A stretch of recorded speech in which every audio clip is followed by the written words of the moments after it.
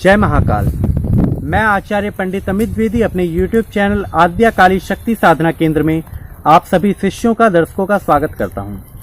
आज मैं आपको बड़ी ही गोपनीय, बड़ी ही दुर्लभ साधना, जिसके विषय में शायद आपने आज तक नहीं सुना होगा, ऐसी एक विशिष्ट साधना के बारे में बताने जा रहा हूं। ये साधना इतनी ज़्यादा गोपनीय है कि आज तक इसके विषय में बोला ही नहीं गया। जिन लोगों को इसका ज्ञान था उन लोगों ने इसे छिपा करके रखा।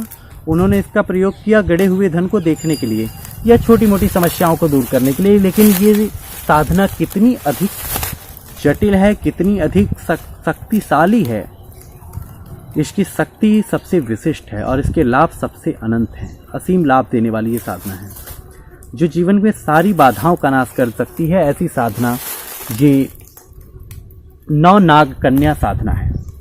और ये साधना में एक साधना जो आपको 11 दिन तक नियमित रूप से करनी है। 11 दिन में आपके सामने 9 नाग कन्याएं आपके सामने हाजिर होंगी। ये नाग कन्याएं किसी यक्षिणी से कम सौंदर्य को धारण करने वाली नहीं होती। इनका सामर्थ्य किसी यक्षिणी या किसी गंधर्व कन्या से कम नहीं होता। अप्सराओं जैसा सौंदर्य, कामुक शरीर और मनुष्य की हर एक इच्छा पूरे करना, चाहे वो उसके दाम्पत्य सुख की से जुड़ी हुई इसकी इच्छाएं हों, चाहे वो उसे भौतिक सुख की कामना हो, धन का अभाव हो, दरिद्रता हो, उन सभी चीज़ों को नष्ट करने में नाग कन्याएं साधक पे प्रसन्न होकर उसे पाताल के धनों को दिखाने की शक्ति देती हैं। नाग कन्याएं प्रसन्न होकर साधक के सारे शत्रुओं का समूल नाश कर देती हैं। नाग कन्याएं साधक की 24 घंटे सुरक्षा करती रहती हैं और उसे मुकदमेबाजी से बचाती हैं। किसी भी प्रकार के तांत्रिक प्रयोग, किसी भी प्रकार के कृत्या प्रयोगों से आपकी रक्षा करती हैं। और नाग कन्याएं जब प्रेमिका रूप में किसी साधक से प्रेम करती हैं तो वो उसके लिए किसी भी हद तक जाने को, अपना सर्वस्व न्यौछावर करने को प्रस्तुत होती हैं। वास्तव में नाग योनि को अगर हम समझें तो नाग योनि में क्रोध बहुत ज़्यादा है, किंतु उसके साथ ही नागों में प्रेम भी बहुत ज़्यादा है। नागों में विद्याओं का ज्ञान बहुत है। और ये नाग कन्याएं अगर प्रसन्न हो जाएं तो इस साधक को नागमणि का पता भी बता सकती हैं। लेकिन इसके लिए बहुत आगे की क्रियाएं हैं, बहुत लंबा समय लगता है।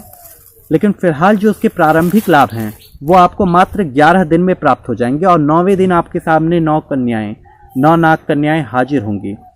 10वें दिन वो आपको वचन देंगी, त्रिवाचा लेंगी और 11वें दिन आपको उन्हें संतुष्ट करना होता है। जब संतुष्ट करने में, क्योंकि उनकी त्रिवाचाएं आपके संतुष्टि के ऊपर ही टिकी होती हैं, यदि आप अपना वचन पूरा करते हैं, उस दिन उन्हें संतुष्ट करते हैं, तो उसके बाद महीने में वो सिर्फ एक बार आपके सामने आएंगी। और सशरीर 9 कन्याएं 9 अलग अलग दिनों में आएंगी बारी बारी से। एक महीने में 9 बार आपके सामने वो प्रस्तुत होंगी, लेकिन कभी भी 9 एक साथ नहीं आएंगी। इस साधना में को कैसे करना है इसके विषय में सुने। ये बांस का पेड़ जो आप मेरे पीछे देख रहे हैं, ऐसे किसी भी बांस के पेड़ों का झुंड हो, वहाँ पर जाएं और वहाँ बांस के पेड़ों को काट दें। कुछ पेड़ों को संख्या 9, 11 या 7 इतनी होनी चाहिए, कम या ज़्यादा नहीं। या तो 7 बांस के पेड़ हों, अगर अतिरिक्त है तो एक काट दीजिए। अगर 12 हैं तो उसमें एक काट के आप 11 कर सकते हैं। लेकिन इनकी संख्या 7, 9 या 11 ही होनी चाहिए। वहाँ पर नित्य प्रति रात को आपको जाना है। किसी तालाब अगर कोई आसपास हो तो उस तालाब में आप स्नान करें। अगर ना हो तो आप एक बाल्टी लेके अपने साथ जाएं।